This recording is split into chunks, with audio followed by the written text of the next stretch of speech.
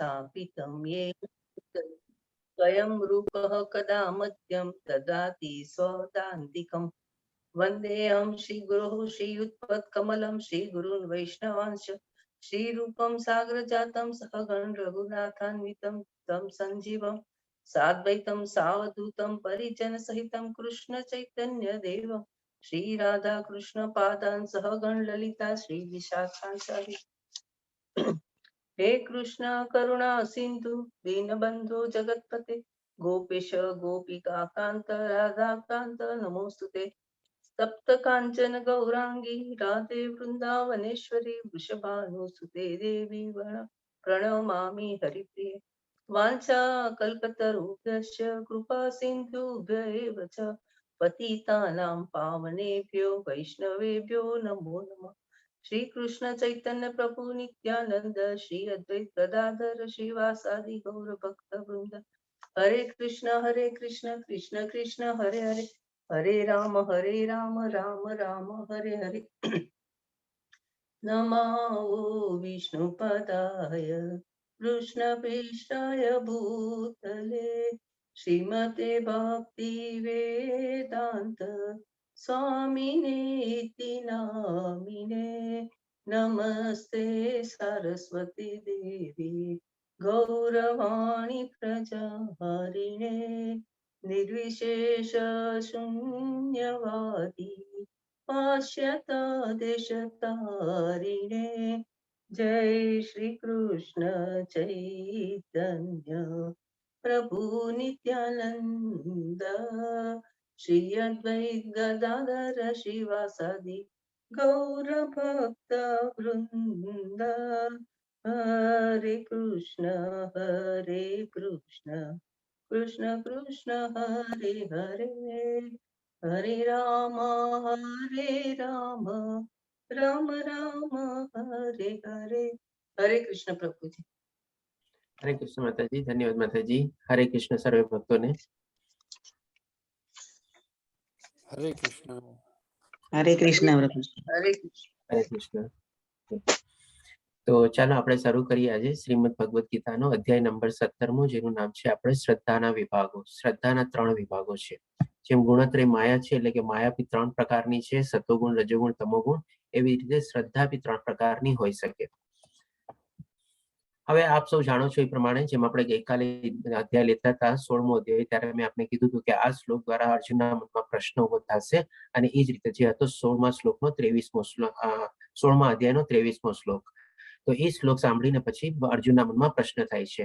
તો આ અધ્યાયમાં શરૂઆતમાં અર્જુન પ્રશ્ન પૂછે છે. અર્જુને કહ્યું, હે કૃષ્ણ, જે લોકો શાસ્ત્રોના નિયમોનું પાલન નહીં કરીને પોતાની કલ્પના પ્રમાણે પૂજા કરે છે, તેમની સ્થિતિ કઈ છે? તેઓ સત્વગુણી છે, રજોગુણી છે કે તમોગુણી? હવે જોઈએ ભગવાન શ્રી કૃષ્ણ શું એનો જવાબ આપે છે. તો ભગવાન શ્રી કૃષ્ણ બીજા અને ત્રીજા શ્લોકમાં બહુ સરસ રીતે જવાબ આપે છે. અને આ ચીજ આપણે છે ને આખો અધ્યાય સમજીએ એની પહેલા બેઝિક ચીજ આપણે જો સમજી લઈએ ને, તો આપણી ઘણી ખરી ડાઉટ્સ અને કન્ફ્યુઝન છે ને ક્લિયર થઈ જાય. કારણ કે બાકીની બધી ચીજ છે ને થોડી ઘણી આમ નોર્મલ જેવી લાગશે આપણને, કે ભાઈ ઠીક છે, સતોગુણ, રજોગુણ અને તમોગુણ છે, પણ આ શ્રદ્ધા જ કેવી રીતે આપણે બિલ્ટઅપ કરીએ અને શ્રદ્ધા જ કેવી રીતે આપણે કેળવાય છે, અથવા એ કોઈ બી એક શ્રદ્ધા લઈને આપણે ચાલતા હોઈએ, શ્રદ્ધામાં આપણે કેવી રીતે આગળ વધાય, એ બહુ જરૂરી છે આપણે જાણવું. તો એનું રહસ્ય છે ને આ બીજા અને ત્રીજા શ્લોકમાં રહેલું છે. તો બીજા શ્લોકમાં ભગવાન શ્રી કૃષ્ણ કહે છે, પૂર્ણ પુરુષોત્તમ પરમેશ્વરે કહ્યું, દેહધારી જીવ, એટલે કે આપણું એ જીવ જે છે, એટલે કે આત્મા જે છે, એને આ દેહ ધારણ કરેલું છે, દ્વારા પ્રાપ્ત કરાયેલા પ્રકૃતિના ગુણો પ્રમાણે. એટલે કે જેવો જીવ આપણે સંસર્ગમાં આવે છે પ્રકૃતિની સાથે, અને પ્રકૃતિની સાથે સંસર્ગમાં આવીને એ બધા ગુણો પ્રમાણે તેની શ્રદ્ધા 3 પ્રકારની હોઈ શકે છે.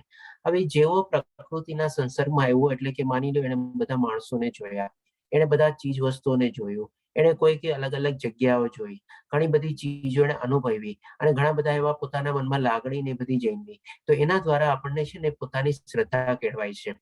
હવે એ છે સતોગુણી, રજોગુણી અને તમોગુણી. હવે આ વિશે મારી પાસેથી સાંભળ. તો હવે જો ભગવાન શ્રી કૃષ્ણ આપણને જેમ આગળ સમજાવે છે, એની પહેલા આપણે છે ને એક નાનકડું એક્ઝામ્પલ લઈ લઈએ કે આ શ્રદ્ધા કેવી રીતે વિકસે છે. આપણે જેમ કે એક્ઝામ્પલ આપવું, એક નાનકડું બાળક હોય. હવે એ બાળક હોસ્પિટલમાંથી ઘરે આવ્યું, તો હવે ઘરે આવ્યું તો શું એને પહેલેથી ખબર છે કે મારો કયા કુળમાં મારો જન્મ થયો છે? એનો કયો ધર્મ છે, કયો એ લોકો પંથ પાળે છે, એ બધું કોઈ ચીજ એને ખબર હોય છે? બાળકને કાંઈ કરતા કાંઈ ખબર નથી હોતી, કોઈ જાતની કોઈ ઇન્ફોર્મેશન હોતી નથી. પછી જેમ જેમ મોટું થાય પછી ઘરમાં જે પ્રમાણે સંસ્કાર હોય, ઘરમાં જે બધા અનુસરણ કરતા હોય એને જોવે, એની પાસેથી સાંભળે, એ લોકો પાસેથી શિક્ષા મેળવે અને એને કહે કે ભાઈ આપણે આ ધર્મ પાળીએ છીએ, આપણે આ ધર્મ પાળીએ છીએ, અથવા આપણે આ પંથને કરીએ છીએ, આપણે આ પંથનો સ્વીકાર કરીએ છીએ, આપણે આવી રીતે સેવા કરીએ છીએ, આવી રીતે ભક્તિ કરીએ છીએ, આ ચીજ ભગવાનનું જ્ઞાન છે, એવી રીતે. તો આ બધી ચીજ એને સાંભળે, અનુભવે અથવા જોવે, એના પ્રમાણે શું છે, એના મનમાં બી અલગ અલગ એક પ્રકારની શ્રદ્ધા બંધાય છે. અને એક બીજી ચીજ આપણે સમજી લઈએ કે ભાઈ દરેક મનુષ્ય છે ને આ સંસારમાં જીવતો હોય છે ને, તો કોઈ પણ એક ને એક છે ને શ્રદ્ધાથી જીવતો હોય છે. એટલે કે કહીએ ને આપણે કોઈક ની ખોટી એ બાંધેલો હોય છે. હવે એ શ્રદ્ધા એની સારી હોઈ શકે, ખરાબ હોઈ શકે કે નો બી હોઈ શકે. માની લો જે આપણે કહીએ છીએ કે આપણે કહે ને કે ભાઈ એ તો ભગવાનમાં કઈ માનતો જ નથી, આપણે એકદમ એના માટે આપણે શું વર્ડ છે કે ભાઈ આપણે કઈ કહીએ ને કે ભાઈ તો ટોટલ એને કોઈ ભગવાનમાં વિશ્વાસ નથી કે કાંઈ નથી, તો એ પણ છે ને એક જાતની એની શ્રદ્ધા છે. એ પણ એ માને છે કે ચાલો ભગવાન નથી પણ જે છે હું જ છું ને હું જ કરું છું ને આવી જ રીતે બધી સૃષ્ટિને બધું ચાલે છે. જેમ આપણે ગયા અધ્યાયમાં જોયું હતું કે જે લોકો તમોગુણ વાળા જે હોય છે એ લોકો આવી રીતે બધું માનતા હોય છે, તો એ પણ એક લોકોની શ્રદ્ધા બનેલી છે ને, નહીં તો એના વગર કેવી રીતે એ લોકો બી જીવી શકે. એટલે જે લોકો ડેફિનેટલી સત્વગુણ અને ઓલામાં જીવતા હોય તો એ લોકોની બધી સારી ને સાત્વિક શ્રદ્ધા હોય કે ના ભાઈ ભગવાન છે, બધું ભગવાન જ કરવા વાળા છે, ભગવાન થકી જ છે, આપણે ભગવાન જ બધાને ધારણ પોષણ છે અને ભગવાન પાસે એનું માટે થોડું ઘણું જ્ઞાન બી બધું હોય અને ઓર મેળવવાની કોશિશ બી કરતો હોય, તો એ આપણે કહી શકીએ કે ભાઈ સત્વગુણમાં છે એવી રીતે. તો એ પણ એક એની શ્રદ્ધા છે. એટલે આ બે દાખલા દ્વારા આપણે જોઈએ કે ભાઈ શ્રદ્ધા છે ને આસ્તે આસ્તે વિકસિત થાય છે, આસ્તે આસ્તે કેળવાય છે અને આસ્તે આસ્તે એને ડેવલપ અથવા એનું આપણે કહી શકીએ કે ભાઈ ડે બાય ડે એનું આપણે ઉચ્ચતર ને ઉચ્ચતર અથવા એ રીતે એનું કન્ટિન્યુઅસલી પ્રગતિ થતી રહેતી હોય છે. તો એ જ ચીજ ભગવાન શ્રી કૃષ્ણ હવે આપણને ત્રીજા શ્લોકમાં સમજાવશે. હે ભરતપુત્ર, પ્રકૃતિના ગુણો હેઠળ આપણે સરસ રીતે જાણી ગયા છે કે પ્રકૃતિના 3 ગુણો છે, સત્વગુણ, રજોગુણ અને તમોગુણ. એ માયાના 3 પ્રકારની છે. મનુષ્યના અસ્તિત્વ પ્રમાણે, હવે અસ્તિત્વ પ્રમાણેનો મતલબ શું? અસ્તિત્વ પ્રમાણે કે જેવો ત્રિગુણી માયાના હેઠળ આવ્યો, પોતે પણ વિકસિત થયો અને વિકસિત થતે એના પ્રમાણે અલગ અલગ બધી સિચ્યુએશન બંધાણી, અલગ અલગ સર્કમસ્ટાન્સીસ બંધાણા, અલગ અલગ આપણે જેને કહીએ ને કે ભાઈ વાતાવરણ એની સામે આવ્યા, માણસો સામે આવ્યા, બધી જગ્યાઓ સામે આવી.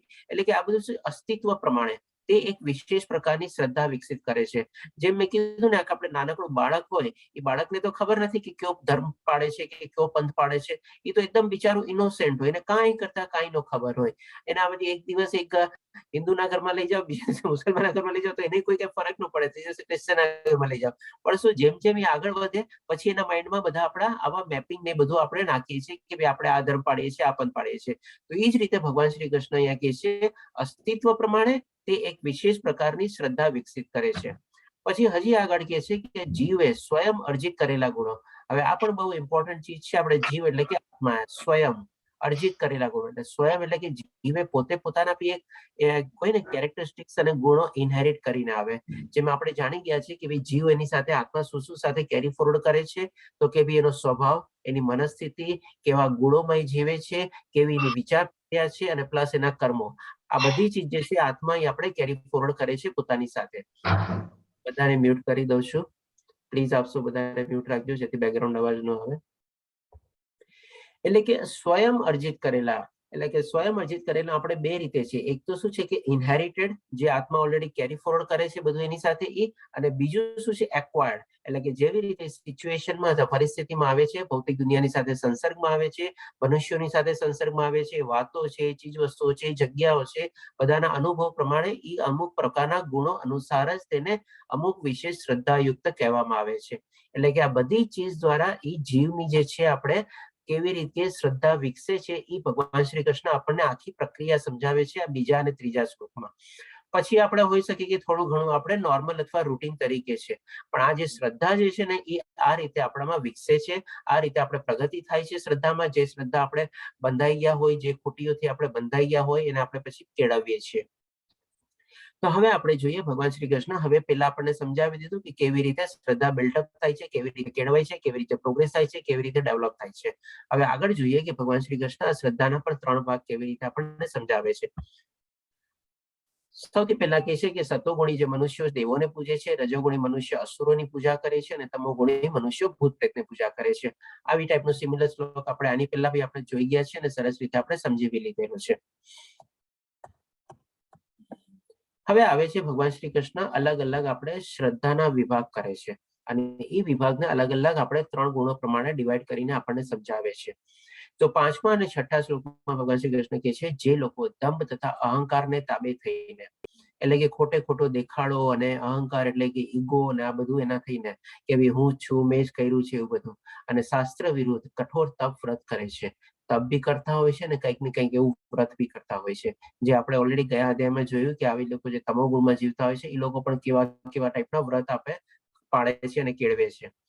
જેઓ કામ વાસના તથા આસક્તિ દ્વારા પ્રેરિત થાય છે, જેઓ મૂર્ખ છે અને તેઓ શરીરના તત્વોને તથા શરીરનું તત્વ એટલે કે શું, આપણે અંદરનો આત્મા અને શરીરમાં રહેલા પરમાત્માને કષ્ટ આપે છે. એટલે આત્મા અને પરમાત્માનો જે આપણામાં વાસ છે, એટલે આપણે ક્ષેત્રના વિભાગમાં જોઈ ગયા હતા સરસ રીતે કે આપણે આપણા શરીરને જાણીએ છીએ આપણા આત્મા દ્વારા, અને બધાને આપણે ક્ષેત્રજ્ઞ તરીકે જે છે સુપ્રીમ ક્ષેત્રજ્ઞ તરીકે પરમાત્મા છે.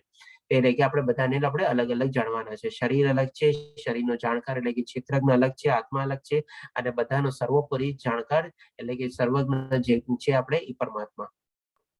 પરમાત્માને કષ્ટ આપે છે તેવો અસુર કહેવાય છે. એટલે ભગવાન શ્રી કૃષ્ણ અહીંયા કહે છે કે જે લોકો આવી રીતે તપ કરે છે એને બધાને અસુર કહી શકીએ આપણે. હવે અહીંયા આપણે ફોટો જોજો કે એક આ રાવણનો ફોટો છે.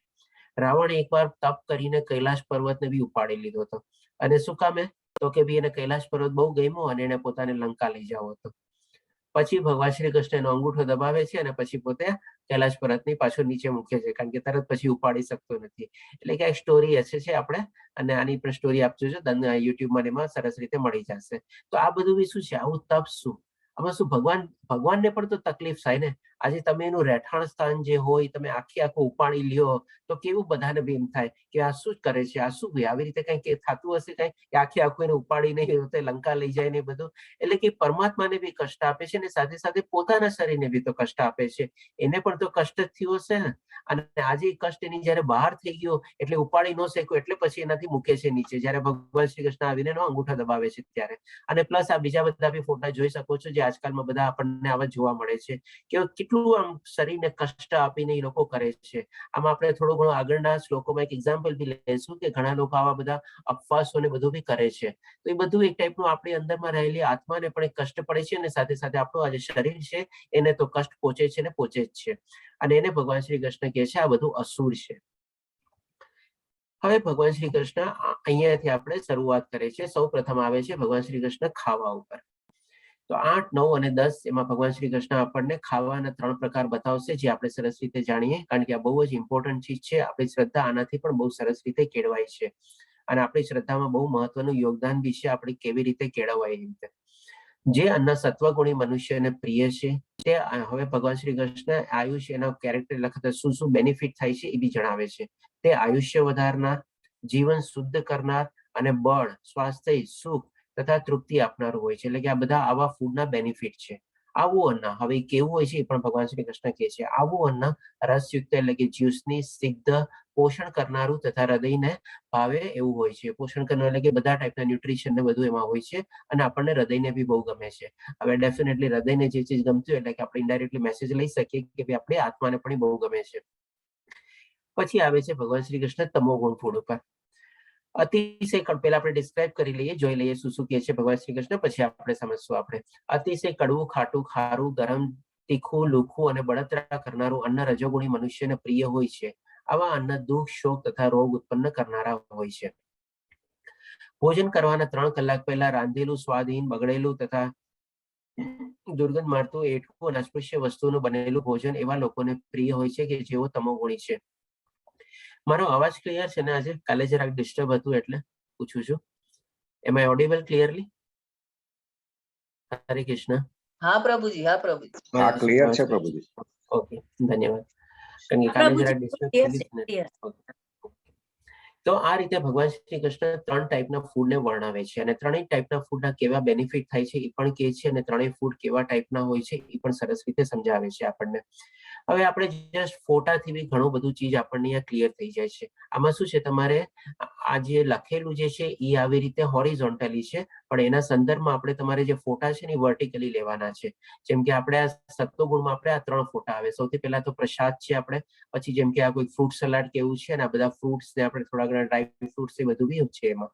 અને આ જે 3 ફોટા છે વર્ટિકલ લાઈનમાં આપણે, જેમ કે ચીટોસ અને બહુ તીખું અને આવું જે બધું અગ્નિ ટાઈપનું બધું આજકાલ બધા નીકળ્યા છે ને ફૂડ, શું કહેવાય છે અને યાદ નથી આવતું નામ. અને આ જે આપણું આટલું તીખું ને બધું, આ બધા રજોગુણી ફૂડ છે. અને આ બધા આપણે કહી શકીએ કે વાસી ફૂડ, એમાં આપણે આવા કોઈ પીણા ને બધું હોય બધું બી સમાવેશ થઈ જાય છે. આ બધા તમોગુણી ફૂડ છે. હવે ફૂડ એટલે કે ખોરાક તો ડેફિનેટલી આપણને જોવે જ.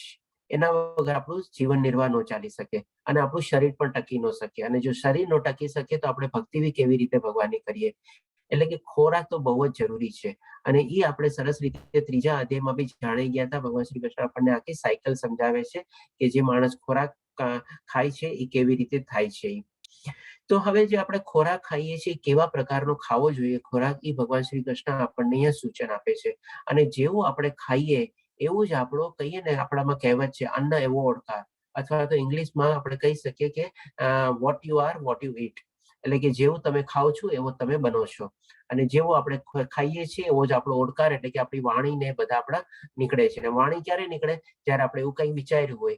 વિચારીએ ક્યારે? તો કે આપણી બુદ્ધિ એવી હોય ત્યારે. એટલે કે બુદ્ધિમાં આપણે કંઈક એવું પ્રગટ્યું હોય જેથી કરીને મનમાં એવા શબ્દો આવ્યા અને પછી આપણે વાણી રૂપે એને કર્યા. એટલે કે બધું ખાવાના પ્રક્રિયાથી જ આપણે થાય છે. તો હવે એ જે છે ખાવાનું આપણે કેવી રીતે આપણા નાના નાના ઘટકો ઉપર અસર કરે છે એ બી હવે આપણે જોઈએ કે ખાલી ખાવાથી કેમ આટલો ફરક પડી જાય છે. તો અહીંયા જ આવી ગયું યુ આર વોટ યુ ઈટ, એટલે કે આપણે જે ખાઈએ છીએ એ જ આપણે બનીએ છીએ, અથવા તો અન્ન જેવો ઓળખાર. તો હવે આપણે જે ખોરાક ખાઈએ છીએ, આપણે ઉપયોગ કરીએ છીએ એના 3 ઘટકોમાં વહેંચાઈ જાય છે. એટલે કે સૌથી જે મોટો ઘટક હોય છે એ આપણે પોટી રૂપે, આપણે કદાચ સ્ટૂલ રૂપે એમાં નીકળી જાય છે. આપણે આખા દિવસમાં જે કંઈ ખાધું કર્યું હોય, સવારના પોરમાં આપણે જ્યારે ટોયલેટ ને બધું જઈએ ત્યારે એ પ્રમાણે એમાં નીકળી જાય છે. આપણે એને કહી શકીએ કે એકદમ બેકાર ચીજ એમાં જે હોય બધું એ નીકળી ગયું આપણે એ રીતે. પછી હવે મધ્યમ ઘટક, એટલે આપણે જે ચબાવીને જે ખાતું હોય અને એમાંથી જે મધ્યમ ઘટક હોય એ આપણા બધા માંસપેશીઓ અને બધામાં જાય છે. એમાંથી આપણા હાડકા બને છે, માંસપેશીઓ બને છે, આપણો લોહી બને છે, એવી રીતે એમાં બધી ચીજ આવી જાય છે આપણે. અને જે સૂક્ષ્મ ઘટક હોય છે, એટલે કે એકદમ નાનામાં નાનું જે ઘટક છે એ આપણા ચેતના, એટલે કે આપણી આત્મામાં ઘટકોમાં સમાઈ જાય છે. એટલે કે જેનાથી આપણી આત્મા આપણે વિકસિત થાય છે. તો એમ ન કહી શકીએ, પણ એ શું છે, આત્મામાં ટોટલી એબ્ઝોર્બ કરી લે છે. અને એના દ્વારા શું છે, આપણે બધી જે આત્મા તો આપણા આખા શરીરને ચેતના આપે છે. એટલે સૌથી પહેલા આપણી બુદ્ધિને આપણે ડેવલપ કરે છે. એટલે બુદ્ધિ જ આપણે શું છે સારી રીતે ડેવલપ થાય. જેવું આપણે ખાધું હોય એ રીતે એમાં જો એબ્ઝોર્બ થયું હોય તો એવી ટાઈપની આપણી બુદ્ધિ થાય. અને એવી જ રીતે જો આપણી બુદ્ધિ વિકસે તો આપણા મનમાં એવા વિચારો આવે. જેવા વિચાર આવ્યા એ પ્રમાણે આપણે બોલ્યું. તો આ રીતે જે આપણે ખાઈએ છીએ એ અને આપણા કહી શકીએ કે આપણા આખા શરીર ઉપર આપણા વિચાર, વાણી, વર્તન, બુદ્ધિ બધા ઉપર આપણને અસર કરે છે. હવે આપણે જેમ અહીંયા પિક્ટોરિકલ રિપ્રેઝન્ટ તરીકે આપેલા છે, જેમ કે કોઈ માણસ આવું જંક ફૂડ ખાતું હોય કે બર્ગર ને આ પીઝા ને આ તે બધું, તો એ આવી ટાઈપનું થઈ જાય છે. આપણે આજે ઘણા બધા માણસો આપણને આવા ટાઈપનું જોવા મળે છે. અને જે સરસ મજાનું આપણે ગ્રીન વેજીટેબલ્સ અને લીલોતરીની ખાતા હોઈએ, જેમ કે અહીંયા બ્રોકોલીનો ફોટો છે, આવી રીતેનું સુદૃઢ શરીર હોય છે અને એક બાંધો હોય છે. આપણે કોઈ જગ્યાએથી બહુ આપણે ભાગ નીકળેલો હોતો નથી. અને એવી રીતે આપણે જે કે ને જોર સારું આપણું બોડીને બધું બિલ્ડઅપ કરેલું હોય છે.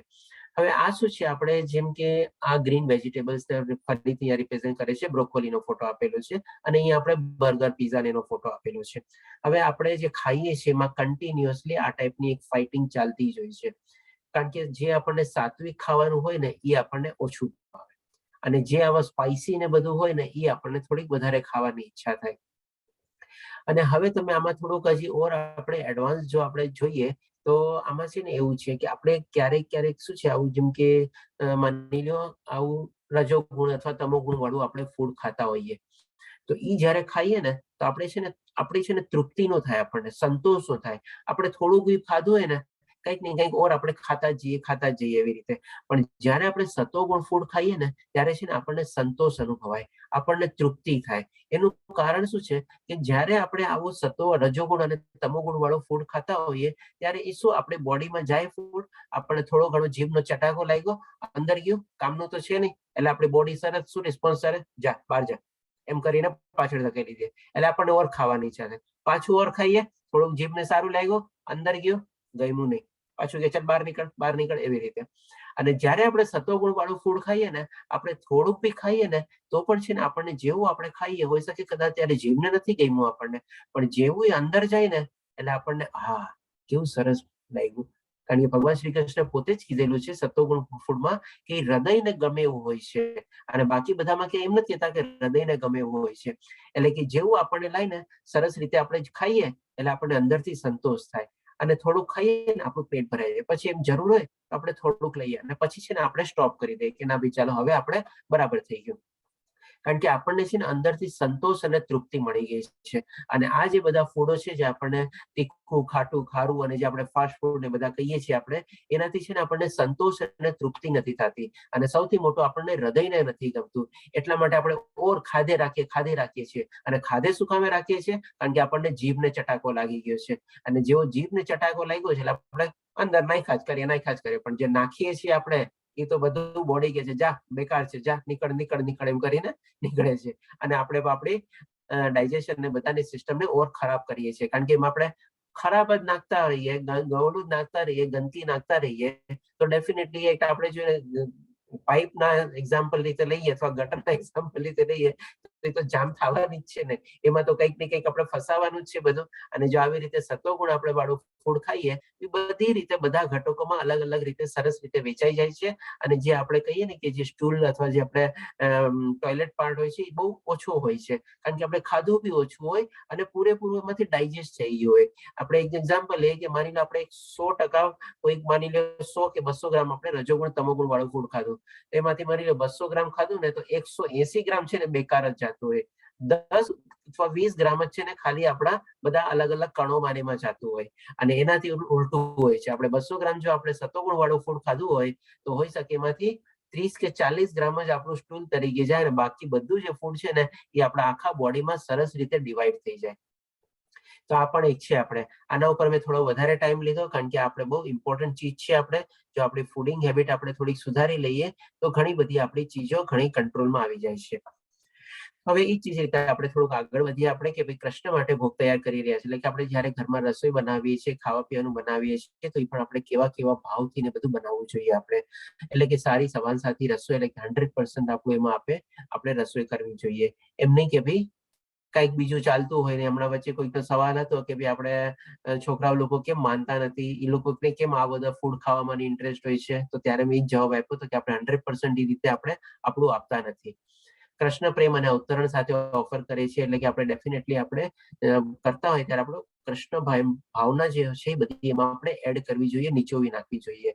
અને આપણે ડેફિનેટલી કોઈને બી ઓફર કરીએ અથવા પીરસીએ તો પણ આપણે સારા મૂડથી પીરસવું જોઈએ, નહીં કે આપણે ગુસ્સાના મૂડમાં કે મનમાં કોઈક એવો બીજો ભાવ હોય અને આપણે એને પ્રમાણે કરીએ, પીરસીએ. અને જ્યારે બી કોઈ લેવા વાળાને બી હોય, આ તો થયું આપણે બનાવવા વાળા અને પીરસવા વાળાનું. હવે એવી જ રીતે લેવા વાળાનું બી હોય, જ્યારે પણ એને આ રીતે કોઈ ખાવાનું અથવા પ્રસાદ આવે તો એને પણ નમન કરી અને એને રિસ્પેક્ટ આપી અને એ રીતે પ્રસાદનું ગ્રહણ કરવું જોઈએ. અને ડેફિનેટલી જ્યારે આપણે પ્રસાદ ને બધું ગ્રહણ કરીએ છીએ ત્યારે આપણને આપણા કહીએ ને કે ભાઈ જે થોડા ઘણા એમાં આપણા માટે ઇમ્યુનિટી તરીકે બી બને છે, અને સારા માટે આપણને એટલા માટે હોય છે કે એમાં જે એવા કોઈ પાપ કર્મ કે કંઈક થઈ ગયા હોય આપણને, તો ભગવાનનો જે આપણે પ્રસાદ લઈએ છીએ તો એ પણ આપણા નષ્ટ થઈ જાય છે. આ રીતે ભગવાનના પ્રસાદ લેવાના આપણા અલગ અલગ બેનિફિટ્સ બી છે આપણે. તો આ ચીજ મેં થોડોક વધારે ટાઈમ લીધો આપણા માટે, અને કારણ કે થોડીક સમજવી જરૂરી હતી. હવે આપણે જોઈએ યજ્ઞ ઉપર જાય છે ભગવાન શ્રી કૃષ્ણ, કે જે યજ્ઞ શાસ્ત્રોક્ત વિધિ પ્રમાણે કર્તવ્ય સમજીને ફળની આકાંક્ષા નહીં રાખનારા લોકો દ્વારા કરવામાં આવે છે તે સાત્વિક હોય છે. એટલે કે જેમ કે આપણે અહીંયા ફોટો આપેલો છે એ રીતે આપણે એક સરસ મજાની માળા જપતા હોઈએ, અને જો કોઈ વધારે માળા જપતા હોય અને એમાં જો 16 માળા જપતા હોય તો ડેફિનેટલી બહુ જ સારું કામ કરે છે. અને જ્યારે આપણે માળા જપતા હોઈએ ત્યારે એમ નહીં કે ભાઈ હું આટલી માળા જપું છું તો મને આ ફળ મળે, ઓલું ફળ મળે, એવી કોઈ ફળની આકાંક્ષા રીતે નહીં, પણ ડેફિનેટલી આપણે આપણે કર્તવ્ય સમજીને એટલે as a matter of duty આપણે સમજીને આપણે કરવાનું છે એટલે કરવાનું છે. તો આવી રીતે જો કોઈ કરતું હોય તો એને આપણે સાત્વિક યજ્ઞ કહીએ છીએ. કારણ કે આપણે જાણી ગયા છે કે કલયુગમાં યજ્ઞની ડેફિનેશન એટલે કે ભાઈ હરિનામ મંત્રનો જ આપણે મહામંત્રનો જ આપણે મનમાં ઉચ્ચાર કરવાનો છે અને એના નામની જ આપણે માળા જપવાની છે. મહામંત્ર શું છે તો કે હરે કૃષ્ણ કૃષ્ણ કૃષ્ણ હરે હરે, હરે રામ રામ રામ હરે હરે. એ જ આપણે માળા કરવાની છે, એ જ આપણો યજ્ઞ છે. અને આવી રીતે જો સરસ મજાની ભાવથી કરીએ તો આપણો સાત્વિક યજ્ઞ કહેવાય છે. હવે ભગવાન શ્રી કૃષ્ણ કહે છે પરંતુ હે ભરત, જે યજ્ઞ અમુક દુન્વયી લાભ માટે કે ગર્વ ખાતર કરવામાં આવે છે તેને તું રજોગુણી જાણ. હવે દુન્વયી લાભ એટલે કે શું, કંઈક ને કંઈક બેનિફિટ માટે. માની લો આવો કોઈ યજ્ઞ કરીએ આપણે અને કે ભાઈ મને આ મળી જાય, મને ઓલું મળી જાય તો મને આમ થઈ જશે, એમ થઈ જશે, એટલે કે કંઈક ને કંઈક લાભ મેળવવાની આપણે કરીએ. અને બીજું એક ઇમ્પોર્ટન્ટ છે આપણે ગર્વ ખાતર. આના સંદર્ભમાં એક આપણને નાનકડું એક્ઝામ્પલ આપીશ. જેમ કે માની લો કોઈ કે નવું ઘર લીધું હોય તો ત્યારે ઘરમાં ગ્રહ શાંતિ કરાવે, હવન કરાવે કે એવું કઈ બી કરાવતા હોય છે બધા. તો મેઇન એની પાછળનો શું છે ઉદ્દેશ કે માની લો એને સરસ મજાનો કોઈ ફ્લેટ લીધેલો છે કે કોઈ બંગલો બનાવ્યો છે કે કોઈ મકાન બનાવ્યું છે, બધાને દેખાડવાનું હોય છે.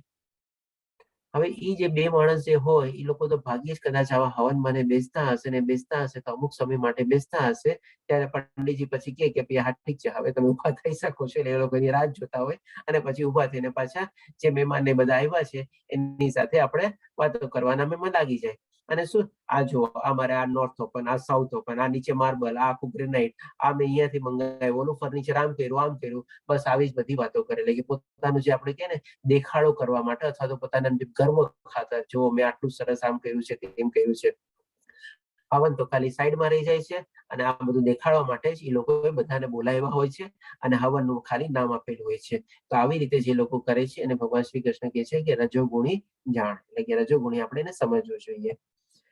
હવે ભગવાન શ્રી કૃષ્ણ કહે છે કે જે યજ્ઞ શાસ્ત્રોક્ત નિર્દેશોની ઉપેક્ષા કરીને પ્રસાદ વેચ્યા વિના, વેદ મંત્રોના ઉચ્ચારણ વગર, પુરોહિતોની દક્ષિણા આપ્યા વિના અને શ્રદ્ધા વગર કરવામાં આવે છે તેને તામસી યજ્ઞ ગણાય છે.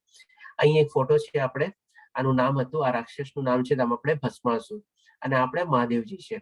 હવે એ આપણે ભગવાન શંકરની સ્તુતિ કરે છે, પ્રાર્થના કરે છે અને શું છે તમે જોજો પહેલા એના શરીરમાં ને બધામાં અહીંયા લોહી બોહી નીકળે છે અને કાપેલા છે ને અંગને આ રીતે. એટલે કે પેલા શું કરે છે એ યજ્ઞ કરે છે અને યજ્ઞમાં આવી રીતે પોતાનું લોહી માંસ સાફ કરીને એમાં હોમે છે અને ભગવાન શ્રી કૃષ્ણને પ્રસન્ન કરવાની પોતે પ્રયત્ન કરે છે. પણ ભગવાન શ્રી શંકરજી ભગવાન શ્રી કૃષ્ણની પણ ભગવાન શંકરજીને પ્રસન્ન કરવાની કોશિશ કરે છે. ભગવાન શંકર પ્રસન્ન થતા નથી. પછી આસ્તે આસ્તે પોતાના આંગળા, હાથ આ બધું કાપીને અગ્નિમાં હોમે છે, યજ્ઞમાં હોમે છે, તો પણ ભગવાન શંકર પ્રસન્ન નથી થતા. પછી લાસ્ટમાં પોતે પોતાનું શું છે ગળા ઉપર છરી મૂકીને ગળું કાપવા માટે કરે છે. ત્યારે ભગવાન શંકર પ્રસન્ન થાય છે અને કહે છે કે ભાઈ તારે શું જોવે છે, બોલ બેટા. તો આ કહે છે કે ભાઈ મને વરદાન જોવે છે. તો કે હા ઠીક છે આપીશ. તો પેલા કે તમે અમને આપશો ને, પાકું કયો, નહીં તો મારું ગરદન કાપી દે. બોલો કે હા ભગવાન શ્રી કૃષ્ણ શંકર ભગવાન કહે છે હા બેટા તને આપીશું વરદાન. ત્યારે પછી કહે છે કે મને એવું વરદાન આપો કે જેના માથા ઉપર હાથ મૂકું એ ત્યાં ને ત્યાં ભસ્મ થઈને બળી જાય. એટલા માટે એનું નામ પણ ભસ્માસુર તરીકે રાખવામાં આવેલું હતું. તો હવે ભગવાન શંકર વિચારે છે કે છે તો રાક્ષસ, છે તો દાનો, પણ હવે આવી રીતે આમ કરે છે, માથું કાપવા બેઠો છે, ચાલ આપી દો. હવે એ શું કરે છે, તરત ને તરત એક્સપેરિમેન્ટ કોના ઉપર કરવા માંગે છે, ભગવાન શંકરે જેને એને વરદાન આપ્યો એને જ કહે છે કે ચાલો હું તમારા માથા ઉપર હાથ મૂકું છું, જોઉં છું આ ભસ્મ થાવ છો કે. કેવું તામસી કહેવાય આપણે. પછી ભગવાન શંકર ભાગે છે, વિષ્ણુજીનું શરણ લે છે અને વિષ્ણુજીનું પછી સુદર્શન ચક્ર આવે છે અને ભસ્માસુરનો વધ થાય છે. તો આ એક આપણે સ્ટોરી છે. આ પણ સ્ટોરી આપણે મળી જશે યુટ્યુબમાં એમાં જોઈ શકો છો આપ. તો આ રીતે આપણે જોઈ શકીએ છીએ કે આમાં કોઈ તમે ક્યાંય જુઓ આ બધી ચીજ છે, આમાં ક્યાંય શાસ્ત્રોમાં આવી રીતે ટાઈપનું લખેલું નથી. પ્રસાદ વેચવાનું ક્યાંય નામતમાં દેખાતું નથી. વેદ મંત્રનું ઉચ્ચારણ ક્યાંથી હોય, જયારે પોતાનું ગળું કાપવાને બધું બેઠો છે તો વેદ મંત્ર ક્યાંથી કરવાનું હોય. પુરોહિત ક્યાંય દેખાતું નથી આમાં, અને પુરોહિત જ નથી તો એને દક્ષિણા બી આપવાની નથી. અને આમાં કઈ શ્રદ્ધા દેવી દેખાય છે, ખાલી પોતાના બેનિફિટ માટે આવી રીતે. અને બેનિફિટ કેવી રીતે, સૌથી પહેલા ભગવાન શંકર ઉપર જ આપણે કરીએ છીએ. તો આ બધી ચીજ આપણે તામસી યજ્ઞ આપણે કહી શકીએ આપણે. હવે ભગવાન શ્રી કૃષ્ણ યજ્ઞ પછી આવે છે તપ ઉપર. તપ પર ભગવાન શ્રી કૃષ્ણ 3 પ્રકારનું બતાવશે. સૌથી પહેલા આપણે જોઈએ શારીરિક તપ. આ બધું ચીજ થોડી ઘણી આપણે જાણીએ એવી છીએ. પરમેશ્વર, બ્રાહ્મણો એટલે કે ભગવાન પરમેશ્વર ભગવાન શ્રી કૃષ્ણ, બ્રાહ્મણો, ગુરુ તથા માતા પિતા જેવા વડીલોની પૂજા કરવી અને પવિત્રતા, સરળતા, બ્રહ્મચર્ય તથા અહિંસાનું પાલન એ શારીરિક તપ ગણાય છે. આ બધી ચીજ બરાબર છે. આપણે આ શારીરિક તક આપણે જાણીએ છીએ અને આપણે થોડું ઘણું આપણે જેટલું થાય એટલું આપણે કોશિશ બી કરીએ છીએ, આપણે કરીએ. હવે પછી ભગવાન શ્રી કૃષ્ણ વાણીનું તપ કહે છે કે સત્ય એટલે કે સાચું બોલવાનું, પ્રિય લાગે એવું, બીજાને હંમેશા ગમે એવું બોલવાનું. આપણે એમાં પછી આપણે એક્સેપ્શન આવી જાય કે ભાઈ આપણે ચમચાગીરી નથી કરવાની. પ્રિય લાગે એટલે એવું સાચું હોય તો પ્રિય લાગે એવું બરાબર છે, પણ હવે ખોટી રીતે આપણે એને પમ્પિંગ કરવાનું અથવા ચમચાગીરી રીતે નહીં. આપણે હિતાવ એટલે કે ડેફિનેટલી હિત માટે હોવું જોઈએ અને બીજાને ઉદ્વેગ ન પમાડનાર એટલે એક્સાઇટ કરવાનું અથવા ગુસ્સો દેવડાવવાનું વચનો બોલવા તથા વૈદિક ગ્રંથોના નિત્ય પાઠ કરતા રહેવું વાણીનું તપ છે. આજે જેમ કે સવારમાં પૂર્વમાં ઉઠીને આપણે રાજેન્દ્ર પ્રભુજી, જયશ્રી માતાજી અને પુણ્ય માતાજી બધા જે આપણે શ્લોકા રેડી ને બધું કરે છે, એ પણ એક આપણું વૈદિક ગ્રંથોનું નિત્ય પાઠ કરવાનું થયું. તો એ બધું એક જાતનું વાણીનું તપ થઈ ગયું આપણે. એટલે શરીરના તપમાં જ બધું આવી બી જાય. શરીરનું બી તપ સાથે સાથે થઈ ગયું અને વાણીનું બી તપ થઈ ગયું, કારણ કે વેલા ઉઠ્યા ને બધું કર્યું, ગ્રંથોને રિસ્પેક્ટ આપ્યા, બધું કર્યું અને પછી પોતે મંત્રોચ્ચાર કરે, તો એ બધું આપણે વાણીનું તપ થઈ ગયું. અચ્છા, હવે આના સંદર્ભમાં એક આપણે એનાઉન્સમેન્ટ છે. આપણે કાલે આપણે છેલ્લો અધ્યાય લેશું આપણે, અને ભગવાન શ્રી કૃષ્ણની કૃપાથી આપણો આજે શ્રીમદ ભગવદ ગીતાનો જે યજ્ઞ આપણે કરવા જઈ રહ્યા છીએ એ આપણે કાલે સંપન્ન કરશું. તો આપ સૌને વિનંતી છે એટલા માટે, કારણ કે આ છેલ્લા અધ્યાયમાં સૌથી મોટો અધ્યાય એ છે. એમાં 78 શ્લોક છે અને ઘણી બધી આપણે સ્લાઇડ્સ ને બધું બી કવર કરવાનું રહેશે.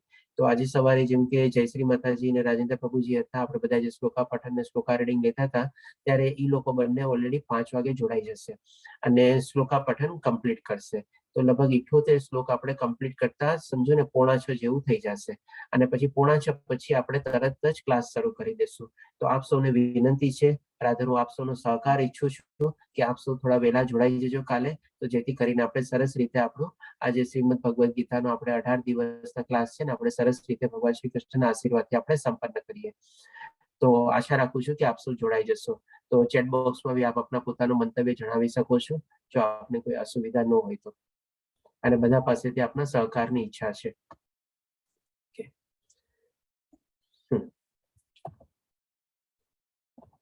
હવે આપણે જોઈએ ભગવાન શ્રી કૃષ્ણ આપણને મનનું તપ કહેશે કે આપણે તપમાં આપણે 3 છે. સૌથી પહેલા આપણે શરીરનું તપ જોયું, પછી આપણે વાણીનું તપ જોયું અને હવે આપણે મનનું તપ જોશું. તો ભગવાન શ્રી કૃષ્ણ 16મા શ્લોકમાં કહે છે અને સંતોષ એટલે કે હંમેશા સંતોષ, ઓકે, સેટિસ્ફેક્શન. મારે આ જોઈએ છે, આ જોઈએ છે, એ બધું નહીં, જે મળ્યું એમાં સંતોષ, સરળતા, સિમ્પ્લિસિટી, ગાંભીર્ય એટલે થોડુંક આપણે સિરિયસ રહેવાનું. એવી રીતે સિરિયસ શેના માટે? તો કે ભાઈ આપણે ભગવાનની આપણે જે ભક્તિ કરતા હોય એના ઉપર આપણે સિરિયસ રહેવાનું છે. આપણા મનને વિચલિત નથી થવાનું. જેમ કે આપણે દિવસમાં અમુક માળાની સંખ્યાની માળાનો નિર્ણય લીધેલો હોય તો આપણે સરસ રીતે સિરિયસ થઈને આપણે એને કમ્પ્લીટ કરવાની છે. આત્મસંયમ એટલે આપણે હંમેશા આત્મસંયમી રહેવાનું છે, આત્મપરાયણ રહેવાનું છે અને જેટલું થાય તો આપણે આત્મજ્ઞાન મેળવવાની કોશિશ કરવાની છે. ઓકે, ચાલો. તથા જીવનની શુદ્ધિ આ સર્વ મનના તપ છે. હવે ડેફિનેટલી આ બધી ચીજો આપણે કરીએ તો આપણને આપણે જીવનની શુદ્ધિ કરીએ છીએ, એટલે કે આપણી આત્માની આપણે શુદ્ધ કરીએ છીએ અને આપણે જે છે સરસ મજાની આપણે આપણી મુક્તિ માટે આપણે જ્ઞાન આપણે આગળ વધારીએ છીએ. હજી કે તમે ઠીક છે, ચાલો. આપે લોકોએ ફીડબેક આપ્યું તે બદલ ધન્યવાદ. આ પ્રમાણે કાલે આપણે 5 વાગ્યે રાજેન્દ્ર પ્રભુજી અને જયશ્રી માતાજી શ્લોકા પઠન એના માટે જોડાઈ જશે અને પછી આપણે બધા 5:45 પછી તરત ક્લાસ શરૂ કરી દેશું. ખૂબ ખૂબ ધન્યવાદ આપ સૌના સહકાર બદલ. અને એક થોડીક હજી નાનકડી આપણે બીજી બી આપણે જાણ કરવાની છે. આપ સૌ પૂર્ણિમા માતાજીને જાણતા હશો, જે આપણે અનુવાદ લેતા હતા અત્યાર સુધી આપણે. તો ગઈકાલે જે પોતે જ એમના સાસુમા માટે ડિસ્કસ કરતા હતા, આપણે સવાલ બી પૂછ્યા હતા એમણે એના સાસુમાને લઈને. તો આપણને જાણીને થોડું દુઃખદ થાય છે કે ભાઈ આજે સવારે મને મેસેજ મળ્યો હતો કે ભાઈ એમના સાસુમાએ દેહ ત્યાગ કરી દીધો છે. તો આપણે બધા પોતપોતાના મનમાં પ્રાર્થના કરીએ એમની આત્માને શાંતિ મળે અને એમની આત્માની સદગતિ થાય એના માટે. હરે કૃષ્ણ.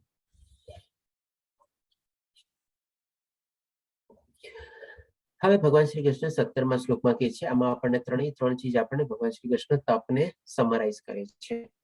દુન્વયી લાભની ઈચ્છા ન કરનારા તથા કેવળ પરમેશ્વરમાં જ પરોવાયેલા મનુષ્ય દ્વારા દિવ્ય શ્રદ્ધાપૂર્વક કરેલું એ 3 પ્રકારનું તપ સાત્વિક કહેવાય છે. 3 પ્રકારનું તપ આપણે જાણી ગયા ક્યાં ક્યાં છીએ આપણે? તો કે શરીરનું તપ, મનનું તપ અને વાણીનું તપ. હવે આના સંદર્ભમાં આપણે જોઈ શકીએ છીએ કે બધા અલગ અલગ ફોટા આપેલા છે. ગોવર્ધન પરિક્રમા, માયાપુર પરિક્રમા, વૃંદાવન પરિક્રમા. હવે આમાં પણ ભગવાન શ્રી કૃષ્ણ આપણને પેલા તો કન્ડિશન કે છે કે ડેફિનેટલી આપણે કોઈ લાભની ઈચ્છા રહીને આપણે બધા તપ નથી કરવાના, પણ કેવળ શું આપણે પરમેશ્વરમાં જ પરોવાયેલા મનુષ્ય દ્વારા, એટલે કે દિવ્ય શ્રદ્ધા રાખી, આપણે અખંડ શ્રદ્ધા રાખીને આપણે આ રીતે બધા તપ કરવાના છે. હવે આપણે જે બધી પરિક્રમા આપણે કરીએ છીએ અથવા ક્યારેક ક્યારેક આપણે ધાર્મિક સ્થળમાં જઈએ છીએ, તો આમાં તમે જોજો આ 3 તપ છે ને આવી જાય છે. કેવી રીતે આપણે આવી જાય છે જાણીએ. આપણે એક એક્ઝામ્પલ લઈએ, ગોવર્ધન પરિક્રમા. તો ગોવર્ધન પરિક્રમામાં આપણે જોઈએ કે થોડું ઘણું આપણું શરીરનું તપ ઓલરેડી આવી ગયું. આપણે ગિરિરાજની પરિક્રમા કરીએ, આપણે જે અલગ અલગ કોષોની જે પરિક્રમા હોય છે, આપણે થોડું ઘણું આપણે જે પ્રમાણે બધાનું શરીર ચાલતું હોય એ પ્રમાણે બધા લોકો અલગ અલગ કોષોની ત્યાં પરિક્રમા કરે. પછી ત્યાં રસ્તાની બધા ખાડા ખબડા વાળાને હોય તો એ લોકો બધા કરે છે. એટલે થઈ ગયું આપણું શરીરનું તપ. હવે સાથે સાથે આપણે મનનું તપ. તો આપણે જઈએ છીએ ત્યાં આપણને ભગવાનના ધામમાં જઈએ છીએ ત્યારે આપણને કેટલી શાંતિ મળે છે. આપણે કેટલું આ બધા ડિસ્ટર્બન્સ થી આપણે એકદમ ક્લિયર થઈ જઈએ છીએ. તો આપણે ત્યાં મનનું તપ બી થઈ જાય છે, અને પ્લસ આપણે વાણીનું તપ. ત્યાં બધા શું છે, આપણને ભક્તો મળે, બધાની સાથે આપણે સત્સંગ થાય, એની સાથે વાતચીતો કરીએ આપણે. અને વાતચીતો આપણે એવી જ બધી ભગવાનની ભક્તિની જ આપણે વાતચીતો થતી હોય, તેમાં પણ આપણે વાણીનું બી તપ એમાં આવી જાય છે. એટલે કે ઘણા લોકો શું છે, અમુક રિટાયર્ડ લાઈફ થઈને શું હોય કે ભાઈ એક ભગવાનના ધામમાં જઈને બેસી જાય અને ત્યાં જઈને પોતાનો જીવનનો સારો એવો સમય છે એમાં ત્યાં ગાળતા હોય. કારણ કે ત્યાં શું છે, બધા દુનિયાના મોહ માયા એટ્રેક્શન ની બધા એટલા લાગે નહીં આપણને. ભક્તોનો બધાનો સંગાત હોય, અને પ્લસ એવી કોઈ બધી આવી ઈચ્છા રહી ન હોય, અને જે રહી ગઈ એને ત્યાગી દીધી, એને પરિત્યાગ કરી દેવાનો એવી રીતે. તો આ રીતે બીજો એક્ઝામ્પલ એ બી છે, જેમ કે વૃંદાવન પરિક્રમા. વૃંદાવનમાં બી આપણે કેટલા બધા મંદિરો અને બધા જે છે ત્યાં બી આપણે જઈએ તો આપણે સરસ મજાના દર્શન થાય છે. જેમ કે આપણે માયાપુર પરિક્રમા એ પણ એક છે. જેમ કે ઓક્ટોબર મહિનામાં આપણે નમન સદાશિવ માયાપુર ની યાત્રાનું આપણે સરસ મજાનું આયોજન કર્યું હતું, અને બધા ભક્તોએ સરસ મજાનો લાભ લીધો હતો આપણે. હવે એવી જ રીતે પાછા આપણે 24 ફેબ્રુઆરી થી 1 માર્ચ સુધી નમન સદાશિવ જે બધું આપણે સગવડ અને બધું બુકિંગ ને બધું કરાવી લીધું છે, એ વૃંદાવનની પરિક્રમા કરવાના છે. તો જો આપણે ઓમિક્રોન ને બધું જો બરાબર રીતે પાર થઈ ગયું તો એ લોકોની યાત્રા પણ સફળ થશે. અને આપણે કહીએ ને કે જયારે ભગવાન શ્રી કૃષ્ણની જો કૃપા થશે તો જે માયાપુર પરિક્રમા સરસ રીતે સંપન્ન થઈ, એવી રીતે વૃંદાવન પરિક્રમા બી સરસ રીતે બધા ભક્તોની સાથે સંપન્ન થશે. એમની ગણતરી લગભગ 1000 ભક્તોની છે કે એટલા લોકો જોઈન કરશે, અને સારી એવી સંખ્યાનું બધાનું રજીસ્ટ્રેશન ને બધું થઈ ગયું છે, બધું બુકિંગ બી થઈ ગયું છે. આપ લોકોમાંથી કોઈ જેનો લાભ લેવાનો કરેલું હોય રજીસ્ટ્રેશન, તો એ બદલ આપને ધન્યવાદ. હવે પછી આવે છે 18મા શ્લોકમાં. તો આમાં ભગવાન શ્રી કૃષ્ણ કહે છે, જે તપ દંભપૂર્વક તથા સત્કાર સન્માન તેમજ પૂજા પામવા માટે કરવામાં આવે છે તે રાશિ રજોગુણી કહેવાય છે. તે ચંચળ તથા અશાશ્વત હોય છે. હવે આમાં પણ શું છે, જે આપણે ભગવાન શ્રી કૃષ્ણ જેમ કહે છે એ પ્રમાણે આવું જે તપ કરતા હોય છે ને, આમાં જસ્ટ એક આપણે એક્ઝામ્પલ આપીશ કે આજે એવા ઘણા બધા એવા ધર્મ છે કે જેમાં એ લોકો સારી એવી સંખ્યામાં છે ને ઉપવાસ કરતા હોય છે. 15 ઉપવાસ, 20 ઉપવાસ, 25 ઉપવાસ, 30 ઉપવાસ, અને ઉપવાસ બી કેવા બહુ કઠોર ઉપવાસ હોય છે. પાણી બી નહીં પીવાનું, કે પાણી બી આટલા ટાઈમ ખાલી પીવાનું, આટલું જ પાણી પીવાનું, એવું બધું હોય છે એ લોકોમાં. અને અલગ અલગ ધર્મોમાં એ બધું થાય છે. આપણે કોઈ ધર્મનું નામ નથી લેતા, પણ એ બધા થાય છે એ પ્રમાણે. તો આ બધું શું છે, એક જાતનું તમે જોજો ઘણી વાર તો જેમાં જે સાચી જે લોકોની નિષ્ઠા ને બધું હોય છે ને, એ થોડુંક ઓછા માત્રામાં જોવા મળે છે. વધારે શું હોય છે, એમાં આપણને દંભપૂર્વક અને સત્કાર સન્માન, એટલે કે પછી જેમ કે આખું માની લે વ્રત લીધું હોય કે 15, 20, 25 ઉપવાસ કરવા, પછી એનું શું આપણે ઉજવણી કરે, એટલે કે પારણું કરવાનું હોય. હવે પારણું ને ઉજવણી કરે ત્યારે આપણે શું છે, એક સરસ મજાનો બેન્ક્વેટ હોલ બુક કરે, અને બેન્ક્વેટ હોલ બુક કરીને એઝ ગુડ એઝ આપણે કહીએ ને કે લગ્ન સરાનું જેવું રિસેપ્શન ટાઈપનું આખો માહોલ ને બધું ઉભો કરે, સ્ટેજ પેજ બધું બનાવે, બધાના ચમચી ને ગ્લાસ થી ને વાટકામાં પાણી લઈને કંઈક ને કંઈક આચમન કરાવે ને ઉપવાસ એવું બધું હોય છે. આમાં શું છે, એ લોકોનો જે પાછળનો જે ભાવ હોય છે ને, જે મેં ઓલો એક્ઝામ્પલ લીધું ને, આપણે નવું ઘર ને લીધું હોય, એમાં હવન કરે તો દેખાડવાનો શું મેઇન બધું આ દેખાડવાનું એવી રીતે. અને એવી જ રીતે અહીંયા શું છે, એ લોકોનું સત્કાર અને સન્માન, કે ભાઈ હા જો તો કેટલા મોટા માણસ છે, કેટલા મોટા ભગવાનના ભક્ત છે, કેટલી સરસ આટલા મોટા ઉપવાસ કર્યા, આવી રીતે હવે ઉજવણી કરે છે, આટલા બધાને બોલાવ્યા છે, આટલી સરસ જગ્યાએ બધું આપણે એરેન્જમેન્ટ રાખી છે, સાથે જમવાનું બી રાખ્યું છે, જમવાની બી ડીશ બી આપણે જોઈ શકીએ ઘણા બધા પકવાનો બધાની સાથે હોય, એટલે કે બસ પોતાની વાહ વાહ વાહ વાહ બોલાવવા. માટે, એટલે કે માન બધું મેળવવા માટે જ કરવાનું, દંભપૂર્વક, એટલે કે જતો દેખાડો બધું એમાં વધારે હોય છે. અને પોતે આરામથી જેમ કે ખુરશી ઉપર બેઠા હોય, ઘણી વાર તો એ લોકો દંપતીની સાથે બી કરે છે, એ લોકો બંને જણા, તો એક જાતનું સત્કાર સન્માન એ બધું મેળવવાની ઈચ્છા હોય છે. અને અંદરમાં ક્યારેક ક્યારેક છે ને લાભ મેળવવાની બી ઈચ્છા હોય છે, કે માની લો એના છોકરા છોકરી કે કોઈ મોટા થતા હોય તો ભાઈ ચાલો એ રીતે આવીને બધો અમારો વૈભવ જોવે કે હા ભાઈ અમે લોકો કેટલા ભક્ત છીએ અને કેટલું બધું અમારી પાસે છે, અને એનાથી કંઈક ને કંઈક ચોખ્ખું ગેઠવાઈ જાય, એવી ટાઈપનો બી ક્યારેક ભાવ હોય છે આપણે. અને આ બધું પ્રેક્ટિકલ લાઈફમાં હજી ઘણું મળે છે. તો આ બધાને ભગવાન શ્રી કૃષ્ણ કહે છે તે રાશિ રજોગુણી કહેવાય છે, તે ચંચળ તથા અશાશ્વત છે, એનો કોઈ પરમાનન્ટ બેનિફિટ નથી. એ બસ થોડું ઘણું કર્યું પછી હવે જોજો એ માણસને નેક્સ્ટ ડે એના જેવા અપવાસ ને બધું પૂરો થઈ ગયા ને પછી બીજે જ દિવસે તમે જુઓ ને તો ક્યાંક જઈને આલુ પ્યાજ ખાતો હોય કે આ કરતો હોય કે કઈક એવું પીણું બી લેતો હોય ને બધું કરતો હોય, ખાલી 25-30 મિનિટ માટે એને પોતાના ઉપર કમ્પેસ રાખ્યો હોય, પછી બધું ખાવા પીવાનું આ તે બધું ચાલતું હોય, બધી જગ્યાએ જોવા મળે આપણને. તો આ બધું શું છે, અશાશ્વત છે. પછી હવે 19મા શ્લોકમાં ભગવાન શ્રી કૃષ્ણ કહે છે, મૂર્ખામીને વશ થઈ આત્મ ઉત્પીડન માટે અથવા બીજાઓનો વિનાશ કરવા માટે કે હાનિ પહોંચાડવા માટે જે તપ કરવામાં આવે છે તે તમોગુણ વાળું હોય છે. હવે આ ટાઈપનું તપ બી છે ને આજની તારીખમાં થાય છે, એવું નથી કે નથી થતું. ડેફિનેટલી આમાં પોતાને શરીરને બી તકલીફ આપે છે. આપણે પહેલા જ ઓલા શ્લોકમાં જોઈ ગયા હતા કે ઓલા રાવણનું એક્ઝામ્પલ લઈને, અને એની અંદર જે આત્મા છે એને પણ પીડા પહોંચે છે. હવે આના સંદર્ભમાં બી આપણે એક એક્ઝામ્પલ લઈએ. આપણે બને ત્યાં સુધી કોશિશ કરીએ છીએ બધા ચીજ આપણે એક્ઝામ્પલ દ્વારા સમજાવવાની, કે જેથી કરીને આપણે કોરિલેટ કરી શકીએ અને આપણને યાદ બી રહી શકીએ અને સરસ રીતે સમજી બી શકીએ આપણે. તો હવે આના રીતે આપણે એક એક્ઝામ્પલ લઈએ, જેમ કે આજની તારીખમાં પોલિટિકલ એન્વાયરમેન્ટ. આજે એક પોલિટિકલ પાર્ટી હોય, એને કંઈક કર્યું હોય, એની સામે બીજી પોલિટિકલ પાર્ટી હોય જે પોતાને આપણે અહિંસા આ તેવી રીતે ગણાવે અને પોતે શું કરે, અનશન ઉપર બેસી જાય. ભાઈ શું આજે કોઈ ગવર્મેન્ટ સારી પોલિસી ને બધું લઈને આવે છે, બસ તમારું કામ જ છે ને કે પાણો નાખવાનું, અડચણ પેદા કરવાની, પથ્થરો નાખવાનું, એટલા માટે તમે આ રીતે કરીને બેસી ગયા, અનશન લઈને બેસી ગયા. અથવા તો શું કે ભાઈ ઓલું રોડ બ્લોક કરી દે કે ટ્રેન બ્લોક કરી દે કે બધાને રોકી દે, ને બધા કેટલા ટાઈપના બધા ચાલતા હોય છે. આ બધા છે ને આપણે તમો ગુણ વાળા હોય છે. એ લોકોનું કામ જ એવું હોય છે કે ભાઈ સામે વાળાનામાં શું છે કે ભાઈ વિઘ્ન પહોંચાડવા, એટલે કે જો એ લખેલું છે કે ભાઈ હાનિ પહોંચાડવા માટે એ લોકો કરે છે. કારણ કે એ લોકોનું તપ આઉટ ટાઈપનું હોય છે કે કંઈક ને કંઈક છે ને પાણો નાખો, બસ સામે વાળાને નુકસાન થવું જોઈએ, તો સામે વાળાનો જે ધ્યેય છે ને એ પાર પડવાનો જોઈએ, બસ એનો મોટિવ એ જ હોય છે. શું તો કે ભાઈ સામે વાળાનો મોટિવ ક્લિયર ન થાય, બસ બીજો એનો કોઈ મોટિવ નથી હોતો. એના બદલામાં કોઈ સારું સોલ્યુશન નથી આપતા કે ભાઈ ચાલો તમે એનો વિરોધ કરો છો તો તમારા પાસે શું એનું કોઈ સારું સોલ્યુશન છે કે નહીં, એ નથી. એ ટોટલી બ્લેન્ક.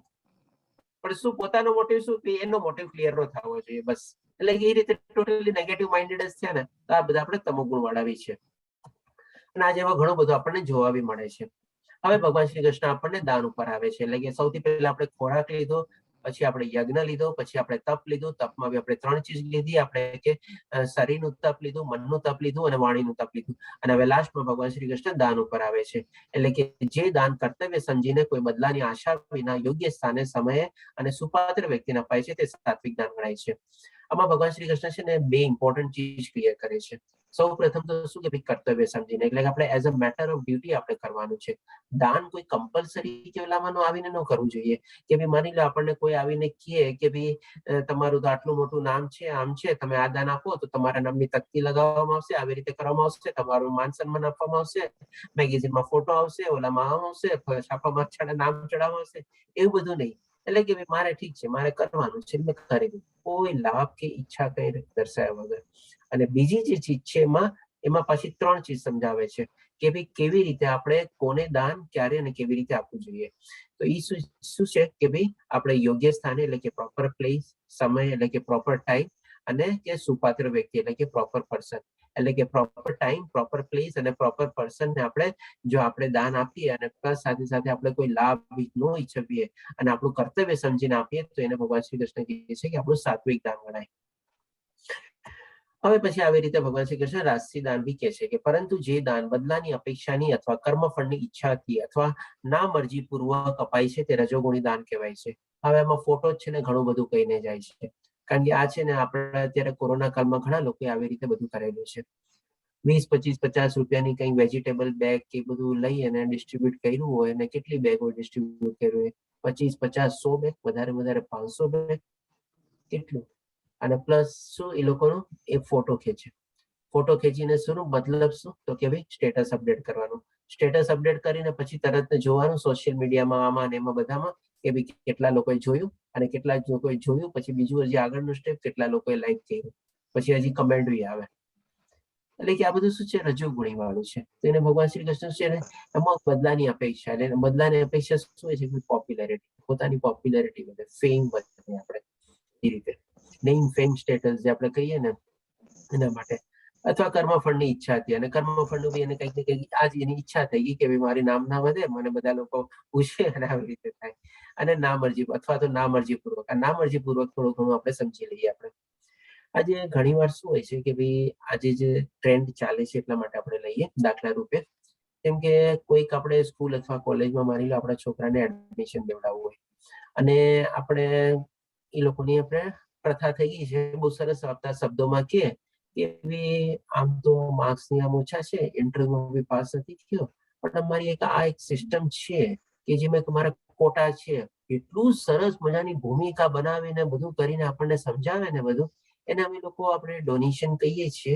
જો તમારે એ પ્રમાણે કંઈક હોય બસ આમ કરીને પછી અટકી જાય, એટલે પછી આપણે સમજી જવાનું કે ભાઈ આ રસ્તો, પૈસા આપો અને એડમિશન લેવાનું છે, બસ એવી રીતે. આમ આપણે જે ના મરજી પૂર્વક આપણે આપીએ છીએ કે આમ કે શું આપણે ભાઈ ચાલો ભાઈ છોકરાનું ભવિષ્ય બની જશે ને એ રીતે, અને થોડી ઘણી જો આપણી પાસે સગવડ હોય તો એ પ્રમાણે આપણે આપીએ છીએ. પણ આ રીતે છે ને આમાં કોઈ લાંબો લાભ મળતો નથી એકચ્યુઅલી. તો એટલે કે ના મરજી પૂર્વક અપાય છે. આમાં ભગવાન શ્રી કૃષ્ણ એ રીતે આપણને સમજાવવાનો કોશિશ કરે છે. તો આપણે ડેફિનેટલી એને રજોગુણી દાનમાં ગણાય છે. પછી હવે ભગવાન શ્રી કૃષ્ણ તમોગુણી દાન ઉપર બી આવે છે કે જે દાન ગમે તેવી અપવિત્ર જગ્યા, અનસૂચિત સમય કે કોઈ કુપાત્ર માણસે, જસ્ટ સાત્વિક દાનમાં 3 ચીજ સમજાવી, પ્રોપર ટાઈમ, પ્રોપર પ્લેસ અને પ્રોપર પર્સન. એનાથી ઉલટી ચીજ અહીંયા કે અપવિત્ર જગ્યાએ અનુસૂચિત સમય અને કોઈ કુપાત્ર માણસને અથવા પૂરતું ધ્યાન તથા આદર આપ્યા વિના અપાય છે, તેને તામસી કહેવાય છે.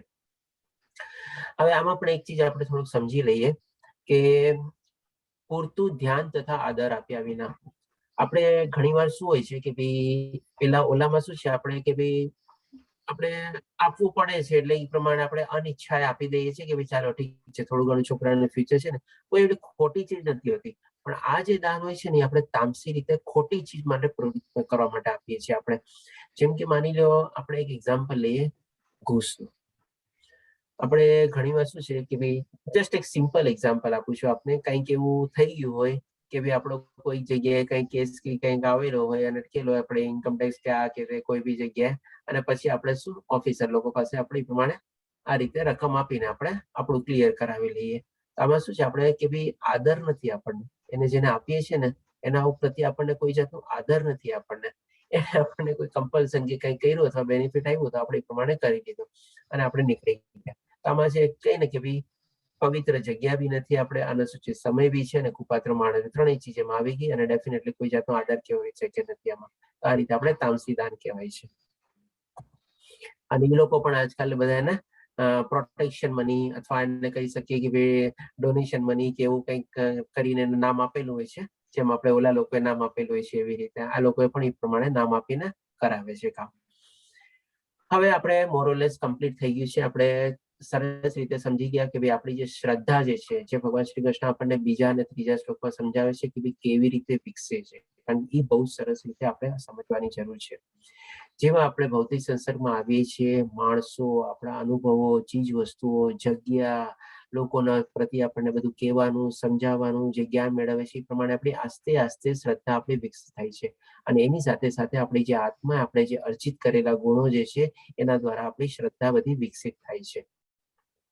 હવે એ વિકસિત થાય છે અલગ અલગ પ્રકાર ભગવાન શ્રી કૃષ્ણ બતાવ્યા. સૌપ્રથમ આપણે ખાવા ઉપરથી શરૂઆત કરી કે કેવું આપણે અન્ન લઈએ છીએ એ પ્રમાણે આપણી શ્રદ્ધા વિકસે છે. પછી ભગવાન શ્રી કૃષ્ણ આપણને યજ્ઞ, તપ અને દાન ઉપર આવ્યા કે ભાઈ યજ્ઞ પણ 3 પ્રકારના હોય છે, તપ પણ 3 પ્રકારના હોય છે, અને તપમાં બી આપણને પાછું 3 પ્રકારના તપ સમજાવ્યા કે ભાઈ શરીરનું તપ, વાણીનું તપ અને મનનું તપ. અને પછી લાસ્ટમાં ભગવાન શ્રી કૃષ્ણ આપણને દાન ઉપર બી સમજાવ્યું કે ભાઈ કેવી રીતે દાન કરવું જોઈએ. તો આપણે જેમ ગયા અધ્યાયમાં જોઈ ગયા હતા ને કે દૈવાસુર વિભાગ યુગમાં કે અસુર લોકો બી યજ્ઞ અને દાન કરે છે. તો ત્યારે મેં કીધું હતું કે આપણે 17મા અધ્યાયમાં જોશું સરસ રીતે કે એ લોકોની દાન કરવાની કેવી પ્રક્રિયા હોય છે. જેમ આપણે અહીંયા બે રીતે એક્ઝામ્પલ લીધા. એક તો આપણે ભસ્માસુર જે યજ્ઞ કરે છે તો કે અસુરી યજ્ઞ છે આપણે, અને એવી જ રીતે એ લોકો કોઈ દાન બી આપતા હોય છે અસુર લોકો, તો એમાં પણ કંઈક ને કંઈક એવું આપણે કહીએ ને, જેમ મેં આપણે બધા દાખલા આપ્યા એવી ટાઈપની કંઈક નેગેટિવ પ્રવૃત્તિ માટે હોય છે. એમાં આપણે જે બધી નેગેટિવ અત્યારે એક્ટિવિટીઝ બધી ચાલે છે, ઇવન ટેરરિઝમ એક્ટિવિટીઝ ને બધું જે હોય એ બધું આપણે તામસી જ આપણે કહી શકીએ. તો એવી ટાઈપની પણ એ લોકોની શ્રદ્ધા હોય છે અને એ પ્રમાણે એ લોકો કરતા હોય છે. તો એ ચીજ આપણે સમજ્યા. હવે આ ત્રણેય ચીજ સમજી ગયા પછી આપણે પાંચેય ચીજ સમજી ગયા પછી આપણે ખાવાનું, પછી યજ્ઞ, તપ અને દાન, અને એમાં પણ તપમાં 3 પ્રકાર આપણે, એટલે કે ટોટલ આપણે 6 ચીજ જેવી થાય આપણે. તો આ રીતે સમજી ગયા પછી હવે ભગવાન શ્રી કૃષ્ણ આપણને હરિઓમ તત્સતનો મિનિંગ સમજાવે છે. આ બહુ સિમ્પલ ચીજ છે, એને આપણે કવર કરી લઈએ. તો સર્જનની શરૂઆતથી જ ઓમ તત્સત આ ત્રણેય શબ્દ પરમ સત્યનો નિર્દેશ કરવા માટે પ્રયુક્ત કરાતા રહ્યા છે. આ 3 પ્રતિકાત્મક અભિવ્યક્તિઓ બ્રાહ્મણો દ્વારા વૈદિક મંત્રોનું ઉચ્ચારણ કરતી વખતે તથા બ્રહ્મને સંતુષ્ટ કરવા માટે યજ્ઞો કરતી વખતે પ્રયોજવામાં આવે છે. હવે આપણે જોઈએ છીએ કે જેમાં આપણે ત્યારે ભગવદ્ ગીતાનું જ્યારે સવારના પહોરમાં શ્લોક પઠન કરીએ છીએ તો જેવો અધ્યાય પૂરો થાય ત્યારે બી આપણે હરિઓમ તત્સત કરીને આપણે જેના જે કન્ક્લુડિંગ વર્ડ હોય છે એ આપણે લઈએ છીએ કે ભાઈ આ અધ્યાયમાં આ રીતે પૂર્ણ થયો અને આપણે શ્રી કૃષ્ણ અર્પણ કર્યો, એ રીતે આપણે કરીએ છીએ. તો અહીંયા ભગવાન શ્રી કૃષ્ણ કહેવાનો મતલબ એ છે શોર્ટમાં કે આપણે જે કંઈ પણ કરવાનું છે બધું ભગવાન શ્રી કૃષ્ણને આપણે અર્પિત કરી દેવાનું છે, અને અર્પિત કરતી વખતે આપણે ઓમ તત્સત 3 શબ્દનો ઉચ્ચાર કરવાનો છે. હવે એક એક શબ્દનો મિનિંગ બી આપણે સરસ રીતે જોઈ લઈએ. તો સૌ પ્રથમ આવે છે ઓમ. માટે બ્રહ્મની પ્રાપ્તિ માટે યોગીજનો શાસ્ત્રોક્ત વિધિ પ્રમાણે યજ્ઞ, દાન તથા તપની સર્વ ક્રિયાઓનો શુભારંભ હંમેશા ઓમથી કરે છે. આપણે જોઈએ પંડિત લોકો એ બધા જે કોઈ બી યજ્ઞ કે અથવા જે કંઈ કરાવતા હોય જે મંત્રનું ઉચ્ચારણ કરે બધું આપણે ઓમથી શરૂઆત થાય છે.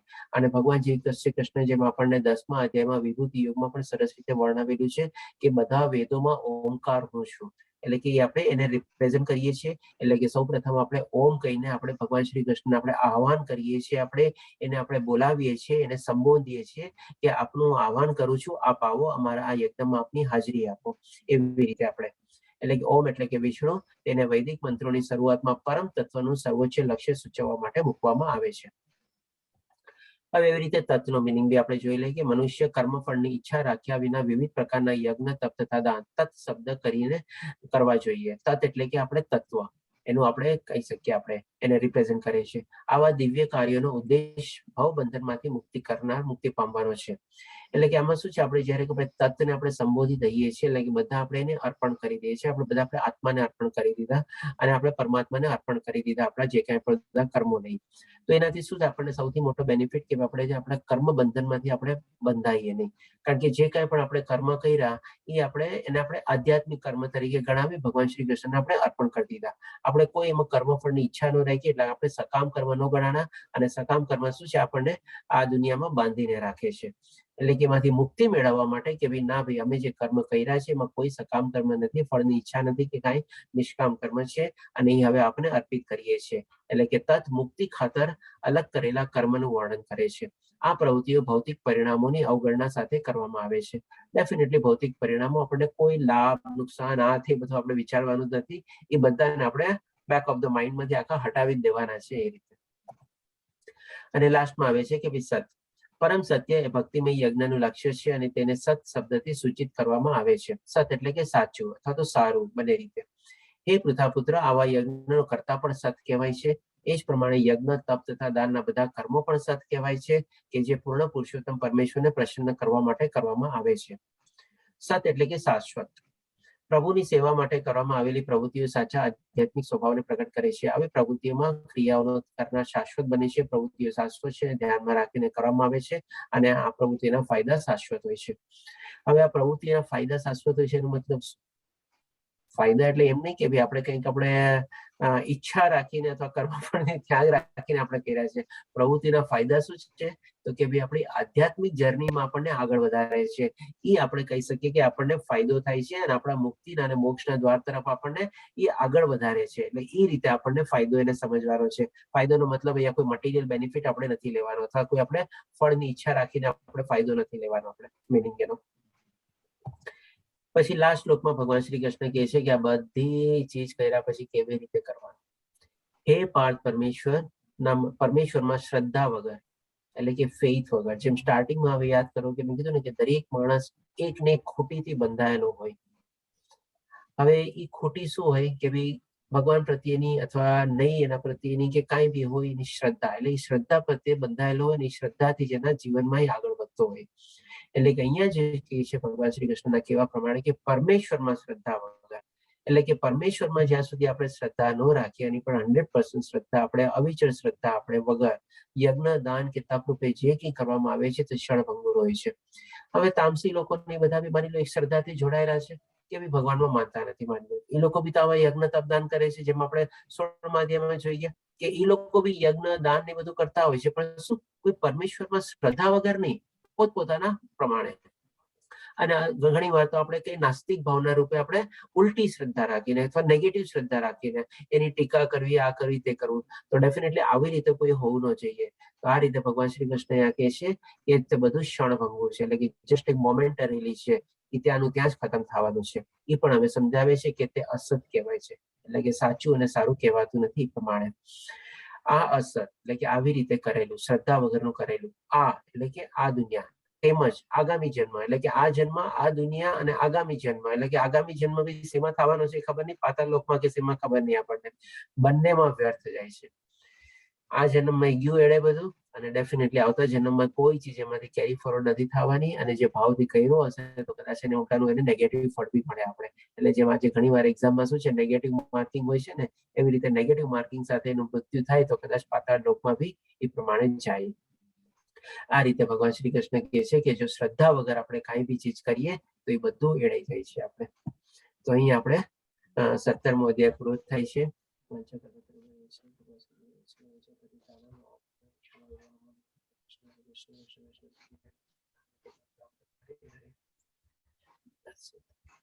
ચાલો હવે કોઈને પ્રશ્ન હોય તો લઈ શકીએ આપણે, ટાઈમ જ પૂરું થઈ ગયું છે આપણે.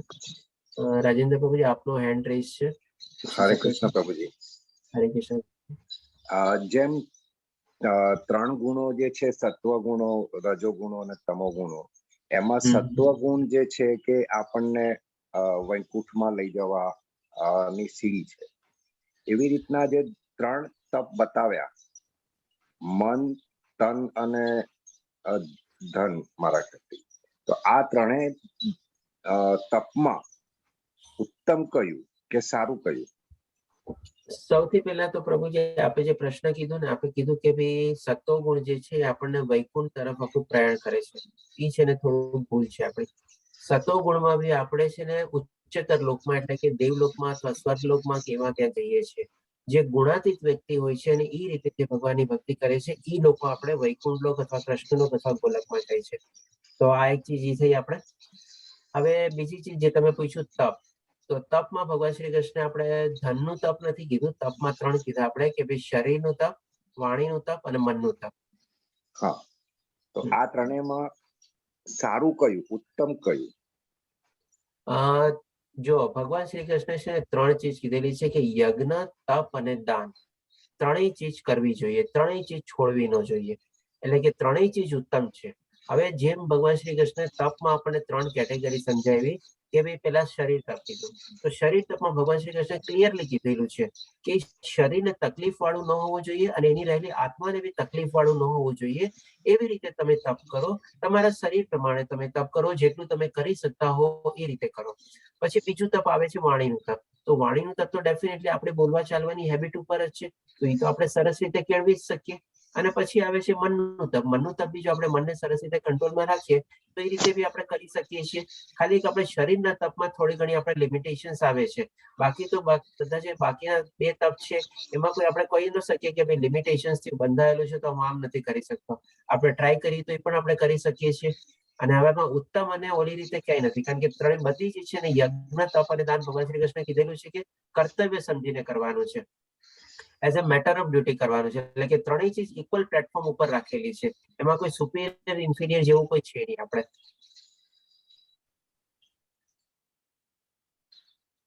હરે કૃષ્ણ પ્રભુજી. હા, ધન્યવાદ પ્રભુજી. I hope it is clear. હા, શોભના માતાજી આપનો હેન્ડ રેઝ છે, પૂછી શકો છો. ઓને સાહેબ બોલા પ્રભુજી, મને એમ થાય કે બે જીવનમાં ઘણી રીતે બધું બધાનું સારું કર્યું છે, પણ મને ભગવાન અત્યારે એટલી બધી પીડા આપે છે, તો મને એમ થાય છે કે ભગવાન આમ કેમ કરતા હશે.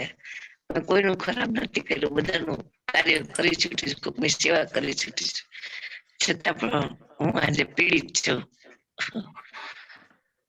એટલે મને એમ માતાજી, આ થાય કે પ્રશ્ન છે ને બહુ કોમન પ્રશ્ન છે અને ઘણા લોકોનો પ્રશ્ન હોય છે. પર્ટિક્યુલરલી જ્યારે બુઢાપો આવે છે ને ત્યારે જો આવી રીતે પીડિત હોય છે ત્યારે છે ને આ પ્રશ્ન અચૂક મનમાં આવે છે. તો આના સંદર્ભમાં હું આપને એટલે જ કહી શકીશ કે આ બધું જ છે ને આપણા કર્મની પીડા છે. કારણ કે એ આપણને ક્યારેય છોડતું નથી. હવે બરોબર. આપણને લાગે છે કે આપણે બધું સારું કરેલું છે. હોઈ શકે આ અત્યારે તમે જન્મમાં તમારા હિસાબે બધું સારું કરેલું હોય, પણ જેમ કર્મની છે ને આપણને 4 ગતિમાં આપણને ફળ મળે છે, જે આપણે એક સરસ રીતે સમજી ગયા હતા બરોબર. કર્મયોગ જ્યારે કીધું ત્યારે. તો હવે ઘણા કર્મ છે ને આપણે એવા કરેલા હોય છે કે પાછલા જન્મમાં કે જેનું ફળ આપણને આગલા જન્મો સુધી આપણે ભોગવવું પડે છે, આપણે અથવા તેને સહન કરવું પડે છે. તો એમાંથી છે ને આપણે અત્યારે જે કઈ બરોબર. પણ પીડા આવે છે ને, આપણે છે ને ભગવાનને હંમેશા છે ને કમ્પ્લેન નથી કરવાની, પણ ભગવાનને આપણે છે ને હંમેશા થેન્ક્સ કહેવાનું છે કે ભગવાન તારે મને જેટલી પીડા દેવી હોય બરોબર. ને તું મને દઈ દે, પણ ખાલી મને એટલી શક્તિ આપજે કે મારા મનમાં ખાલી તારા પ્રતિ કોઈ ભક્તિ ન જાય અને તારા પ્રતિ મારા મનમાં કોઈ એવો બીજો વિચાર ન આવે. બસ આ બે ચીજો આપણે ભગવાન શ્રી કૃષ્ણ બરોબર. પ્રાર્થના કરીને આપણે માંગીએ તો છે ને, અને આપણે શરણાગતિ સાથે લઈએ તો હોઈ શકે ભગવાન શ્રી કૃષ્ણ આપણી પીડા જોઈને છે ને કદાચ આપણને એમાંથી રાહત બી આપે, અને જો આપણી ઓર સરસ મજાની ભક્તિ હોય તેમાંથી આપણને મુક્તિ બી આપે છે. ઘણી વાર તમે જોજો એવા આપણી સામે એક્ઝામ્પલ હોય છે, એવી કેટલી ક્રિટિકલ બીમારી હોય છે અને માણસ તત્કાળ રીતે તરત ઉભો થઈ જાય છે એમાંથી. બરોબર. હરે કૃષ્ણ માતાજી. મહેશ પ્રભુજી, આપનો બી હેન્ડ હરે રેઝ છે, કૃષ્ણ. પૂછી શકો છો. હરે કૃષ્ણ. પ્રભુ માતાજી તમે ચિંતા ન કરો, મારો એક બધું સારું પ્રશ્ન થઈ છે જશે. કે હા. યજ્ઞ સામાન્ય રીતે કોઈ મોટિવ કે હેતુ માટે જ કરવામાં આવતા હોય છે. મોટા ભાગના યજ્ઞો જે થયા છે એ કોઈ મોટિવ માટે કે હેતુ માટે, કોઈ ઋષિ મુનિ કે ગુરુ કહે છે કે આ પ્રકારનો યજ્ઞ કરો તો આવો ફાયદો થાય, માટે યજમાન એ પ્રકારનો યજ્ઞો કરતા હોય છે. એટલે એની પાછળનો હેતુ કે મોટિવ તો હોય જ છે. જેમ કે રામ ભગવાને અશ્વમેઘ કરેલો, અથવા તો વરસાદ આવવા માટે યજ્ઞ કરવામાં આવે છે, અથવા વાસ્તુ પૂજન માટે યજ્ઞ કરવામાં, જેની પાછળનો કદાચ હેતુ એવો હોય છે કે આ ઘર બાંધવામાં જે કારીગરોએ પોતાનો સમય આપ્યો, પોતાનો ભોગ આપ્યો, એને હાથ છોલાયા હશે, લોહી નીકળ્યું હશે, તો અજાણતા થયેલું પાપ આપણાથી, એના માટેનું આ યજ્ઞ કરવાનું હેતુ. એટલે કોઈ પણ યજ્ઞ પાછળનો કોઈને કોઈ હેતુ હોય જ છે, એવું નથી સ્પષ્ટ થતું? તમારો પ્રશ્ન એકદમ વાજબી છે મહેશ પ્રભુજી, અને બહુ સારો પ્રશ્ન બી છે. તો આના સંદર્ભમાં આપણે ક્લિયર કરવું. આપે મને 3 એક્ઝામ્પલ આપ્યા. સૌ પ્રથમ આપે મને રામ ભગવાનનો એક્ઝામ્પલ આપ્યો કે રામ ભગવાને અશ્વમેઘ યજ્ઞ કર્યો.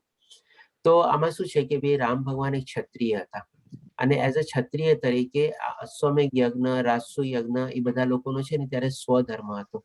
અને એની પાછળનો છે ને પ્રોપર હેતુ શું હતો કે ભાઈ બધી જગ્યાએ એક જ ધર્મ અથવા એક જ રીતે વ્યવસ્થા બધી હોવી જોઈએ. એ બહુ ડિટેલ ટોપિક છે, આપણે એને અત્યારે ટચ નથી કરતા કે અશ્વમેઘ પાછળનો મોટિવ શું હોય છે. પણ એ જે ક્ષત્રિય તરીકે પોતાનો સ્વધર્મ નિભાવે છે એટલા માટે યજ્ઞ કરે છે, કારણ કે રાજા તરીકે એને પ્રજાને સુખ અને સંપન્ન આપવું જોઈએ એટલા માટે યજ્ઞ થાય છે. તો આ થયો, એટલે કે લોકોના કલ્યાણ માટે, એને પોતાના બેનિફિટ માટે નથી લીધો.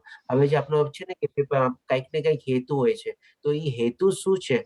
પર્સનલ બેનિફિટ છે કે અથવા લોકો માટે બેનિફિટ છે કે અથવા એ હેતુથી ભગવાનની સેવા કરવા માટે એક બેનિફિટ છે, એવી રીતે છે. તો એ રીતે આપણે લઈ શકીએ. બીજો આપણો એક્ઝામ્પલ હતો મારા ખ્યાલથી શેનો આપણે મને કીધો હતો, એક રામ ભગવાનનો રાજસુ યજ્ઞ કીધો, બીજું આપણે મને કોઈ ઘરમાં આપણે તમે કીધું કે યજ્ઞ ને બધું કરીએ, કોઈ આપણને ઋષિ મુનિને બધા કે આ રીતે યજ્ઞ કરો તો એમાં પણ જેમ મેં આપણે ક્લિયર કર્યું કે ભાઈ ખાલી દેખાડો કરવા માટે જો આપણે યજ્ઞ કરતા હોઈએ ને તો એ આપણે રાશિ યજ્ઞ ગણાય છે. પણ હવે જેમ કે તમે સારી ભાવનાથી કર્યું હોય કે ભાઈ ચાલો ભગવાનમાં આપણે ઘર નહીં લીધું, બનાવ્યું છે, એમાં શુદ્ધિકરણ થાય, અને જેમ તમે એમને એક્ઝામ્પલ આપ્યો કે કોઈકને લોહી નીકળ્યું કે કોઈકની આંગળી કપાઈ ગઈ કે કાંઈક થયું, એવા અનાયાસે કોઈ પાપ થઈ ગયું હોય તેના મુક્તિ માટે, તો એના જ માટે ભગવાન શ્રી કૃષ્ણે કીધેલું છે કે ભાઈ આપણે જે યજ્ઞ તપદાન કરીએ છીએ, ઓમ તત્સત કરીને આપણે જેને અર્પણ કરી દઈએ, તો એમાં પાછળ આપણો કોઈ ભાવ ન હોય કે ભાઈ હું આના માટે, આ દેખાડા માટે કેવી રીતે યજ્ઞ કરું છું એમ નહીં, પણ જાણતા અજાણતા કોઈ ચીજ એવી થઈ ગઈ છે તમે વર્ણવી પ્રમાણે,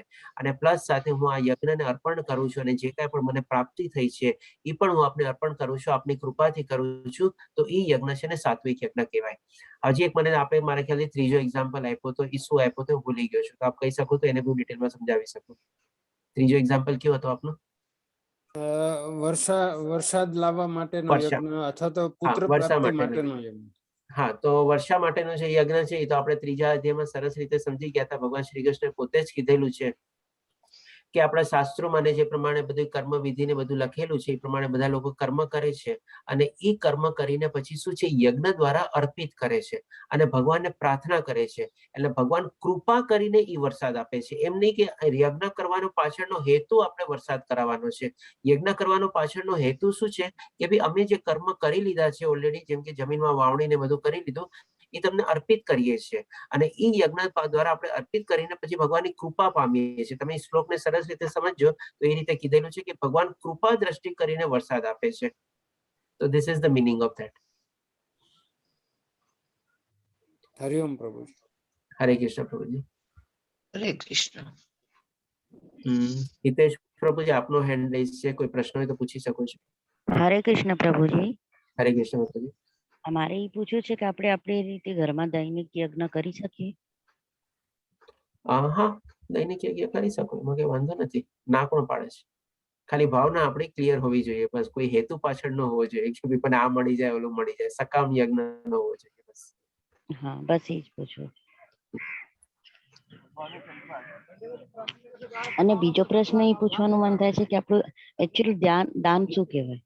કોઈ બ્રાહ્મણને જ આપવું જરૂરી છે કે જરૂરિયાતમંદને આપવું જરૂરી?